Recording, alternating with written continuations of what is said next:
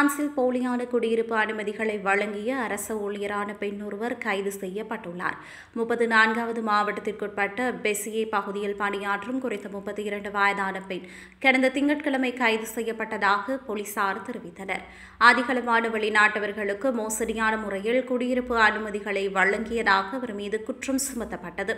April 9ஆம் தேதி அவரது 4 உறவினர்களுடன் விசாரணைக்கு உட்படுத்தப்படுவார் என்று பெசியே வழக்கறிஞர் அலுவலகம் தெரிவித்துள்ளது. அதுவரை அவர் போலீஸ் காவலில் வைக்கப்பட்டுள்ளார்.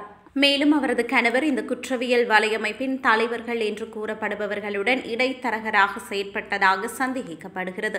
18 மாதங்கள் நீடித்த விசாரணையில் குறித்த இளம் பெண் 2022 மற்றும் 2023ஆம் ஆண்டுக்கு இடையில் 41 சந்தேகத்திற்கிடமான வழக்குகளை விசாரித்ததாக பெசியே அரசு வழக்கறிஞர் தெரிவித்தார்.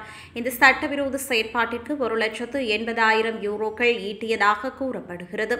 ஒவ்வொரு குடியிருப்பு அனுமதியும் 2,000 முதல் 16,000 யூரோ வரையான கட்டணத்தில் விற்பனை செய்யப்பட்டுள்ளது. ஆனால் அரசு ஊழியர் எப்படி சந்தேகத்தை ஏற்படுத்தாமல் செயல்பட முடிந்தது என்பது சந்தேகத்தை ஏற்படுத்தியுள்ளது. எனினும் ஒரே நடைமுறையின் வெவ்வேறு கட்டங்கள் பிரிக்கப்பட்டு மாவட்ட முகவர்கள் கண்காணிக்கப்படுகின்றனர். வழக்குகளுக்கு பொதுவாக மாகாண அதிகாரிகளுக்கு ஒதுக்கப்பட்ட குறியீடுகளை அவர் பயன்படுத்தியிருக்கலாம் என்று விசாரணை அதிகாரிகள் தெரிவித்துள்ளனர்.